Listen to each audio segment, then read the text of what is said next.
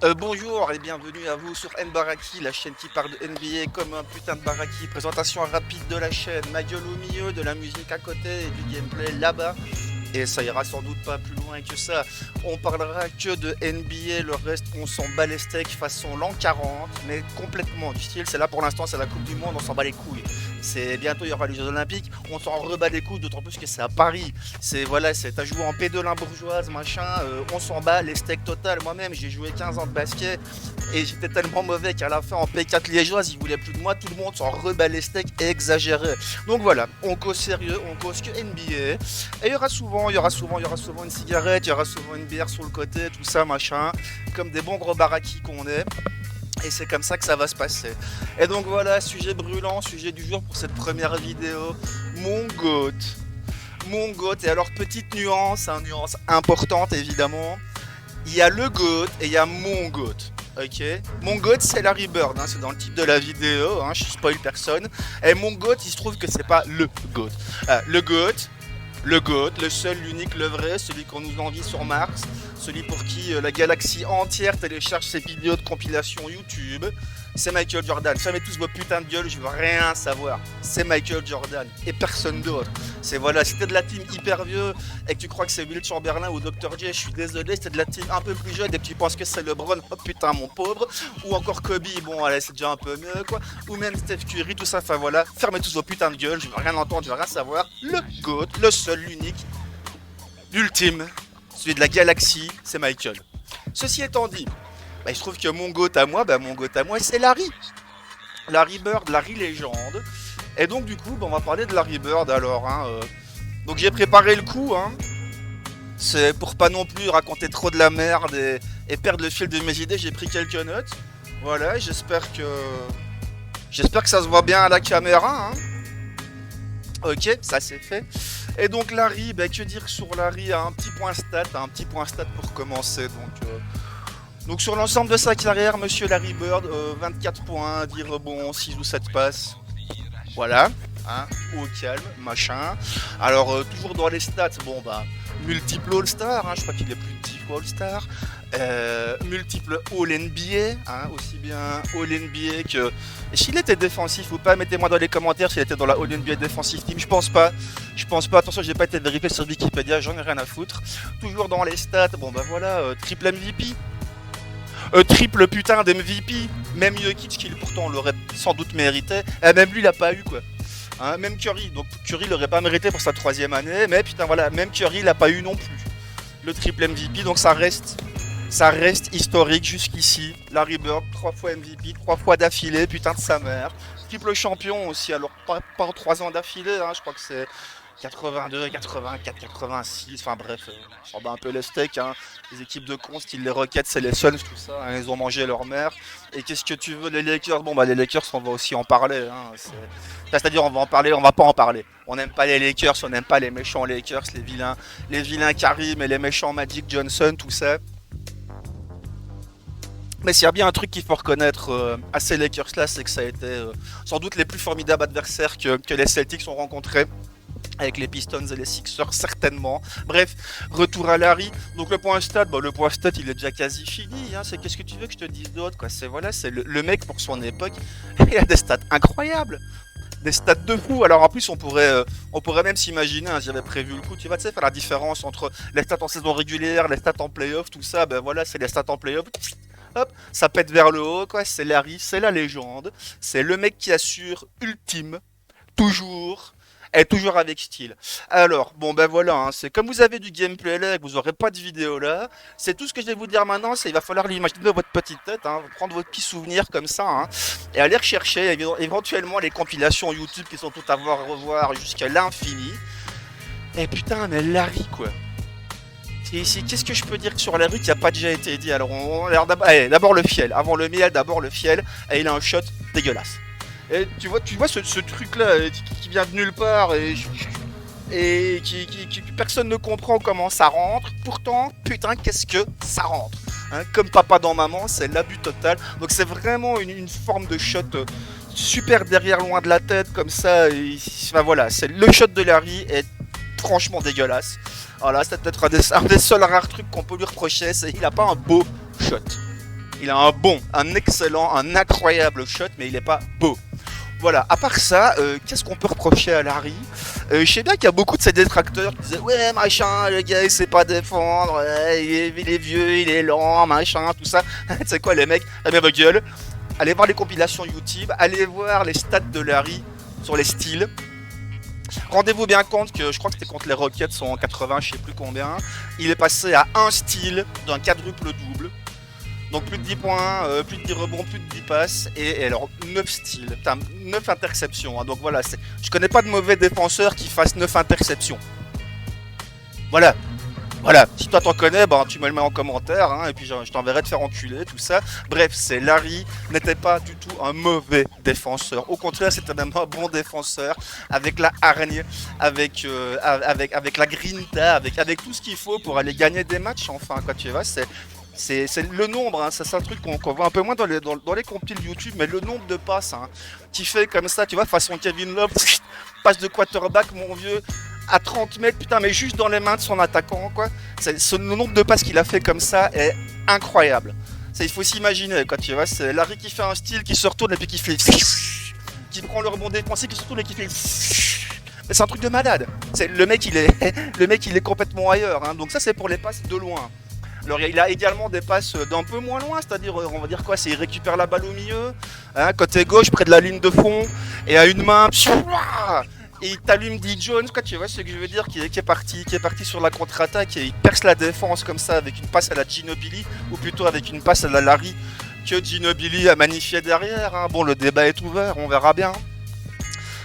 Donc et à nouveau plus près de l'anneau, alors c'est là on rentre dans Magic Larry, c'est à nouveau, c'est aller voir les putains de compiles YouTube, c'est le mec en transition, et putain c'est Jay Williams quoi, c'est Magic Johnson, ça, Isaiah Thomas quoi, et il faisait des passes de fou, par au-dessus de la tête après avoir récupéré le rebond, boum, il arrive dans la transition, il perce la raquette, et à la balle qui vient de la gauche, boum, il tape vers la droite comme ça sans regarder où il la met, et voilà, c'est le nombre de défenseurs qui se sont pris des putains de passes entre les jambes, et puis qui sont des assises derrière, enfin voilà, c'est le passing de Larry Bird est un passing absolument incroyable. C'est le mec qui comprenait le jeu mieux que personne potentiellement, ou aussi bien que certains autres qui sont également super haut dans la tier list des God Players.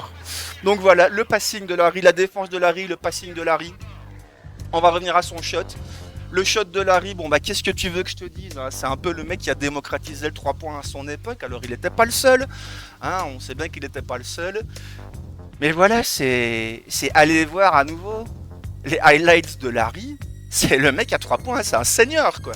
C'est un putain de seigneur. Faut quand même bien se rendre compte que le gars il a gagné 3 fois, le concours de 3 points du All-Star Weekend, putain c'était pas pour rien quoi. C'était clairement pas pour rien, hein. C'est alors bon, évidemment, hein, le légendaire hein, concours où en plus il a même pas sa veste ni rien du tout, il est là, ficelle, enfin bref, incroyable. Donc le shot de Larry, dégueulasse, hein, vraiment dégueulasse, hein, la forme et tout, bazar, c'est à montrer dans toutes les écoles de basket pour ce qu'il faut pas imiter, pour ce qu'il faut pas faire. Par contre, si tu marques comme un dingue comme ça tout le temps, c'est vas-y, hein. Et franchement, vas-y. C'est même que ton shot il est laid, tu marques comme un fou comme ça, il faut y aller. Il faut pas s'arrêter, hein. Il faut continuer. Et c'est ce que Larry il a fait. Il a continué, il est devenu un des meilleurs shooters de tous les temps, si on me demande. Et alors toujours sur le shot de Larry, donc en fait, ouais, donc voilà, la forme hein, immonde. Par contre, la trajectoire de balle de Larry, à nouveau. C'est un truc pour les gens qui savent un petit peu, qui ont déjà été voir les compiles, etc. quoi. C'est le shot de Larry, donc c'est un rainbow shot en fait, hein, tu vois, c'est un shot en forme d'arc-en-ciel. Donc voilà, qui monte très haut, qui monte très haut. Hein, je crois que la balle de Larry monte plus haut que celle de Steph Curry et celle de Klay Thompson. Hein, donc c'est vraiment une courbe super ascendante et puis plongeante, hein, du coup forcément.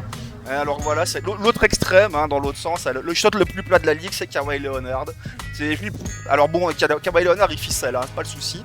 Il met des paniers, il met des points, mais la trajectoire de balle est absolument dégueulasse, alors que celle de Larry, là, mais elle est toute ici, voilà, c'est tout en courbe, tout en arc-en-ciel, tout en rondeur, tout en finesse, tout en souplesse. Et donc on continue hein, dans les histoires incroyables de Larry. Qu'est-ce qui s'est passé en fait? Il s'est passé qu'avec ça, son apparente lenteur. hein, son apparente lenteur, avec son physique un petit peu ingrat de mec blanc. Bon ben voilà, il a mis la branlée à tout le monde. Il a mis la putain de branlée à tout le monde, quoi. Entre les matchs, le match à Atlanta, le mec il met 60 points, bon déjà, hein, 60 points, ok.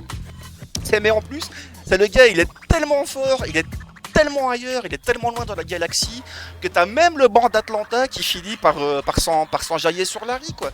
Les mecs, ils en reviennent pas, ils sont là, waouh, ils sautent et tout, et voilà, ils ont même reçu une amende derrière, parce qu'ils avaient cheer pour Larry, quoi. C'est dans l'histoire de la NBA, j'y connais aucun match, aucun joueur dont les adversaires ont fini par le soutenir alors qu'ils étaient en plein match en train de se faire déglinguer. C'est complètement historique. Ça arrivait, je pense, qu'une fois dans l'histoire, et à mon avis, ça n'arrivera qu'une fois dans l'histoire, donc toujours dans les dingueries de Larry. Putain, est-ce qu'il faut qu'on parle du match main gauche? Il faut qu'on parle du match main gauche. Hein. Donc ce qui se passe, hein, donc ils font un trip à l'ouest. Et Larry il en a marre là, tu vois, donc il y a 3, 4, 5 matchs à l'ouest, je sais plus. Et le dernier c'est à Portland, Larry en a plein le cul, il est un peu fatigué et il dit ouais. Donc il prévient la presse le jour d'avant et il dit ouais, demain cette équipe de connards je la détruis, mais je la détruis main gauche. Pendant au moins 3 quarts temps. Et c'est exactement ce qui va se passer. C'est pendant 3 quarts temps, à nouveau, allez revoir les images. C'est Larry fait l'amour aux Blazers de sa main gauche. Le gars il fait des rolls, il se décale pour partir main gauche, c'est un truc complètement fou. Je crois qu'il met 30 et des points, mais il y en a plus de 25 qui sont de la main gauche, quoi. Donc voilà, hein, le point statistico-statistique, machin, allez voir vous-même tout ça. Croyez-moi sur parole, je suis un connard de toute façon, je raconte que de la merde, donc c'est réglé. Donc voilà, hein, le match main gauche de Larry, juste incroyable. Donc on a fait le match à Atlanta, on a fait le match main gauche. Qu'est-ce qu'on a à dire d'autre? Bah ouais, le nombre de buzzer beaters. La clutchitude incarnée. Ok. C'est le mec qui gagne des matchs à lui tout seul. Il y en a des tonnes. Il faut quand même bien se rendre compte qu'un mec comme Pat Riley, que je supporte pas au demeurant, hein, ce gros connard de merde, hein, qui fait chier avec ses Lakers et puis ses Knicks et maintenant avec son hit. Mais bon voilà, monsieur Pat Riley, même que je l'aime pas, il faut quand même un peu reconnaître que c'est lui qui a créé l'identité notamment du hit, hein, mais pas que, hein, également des Lakers et des Knicks avant.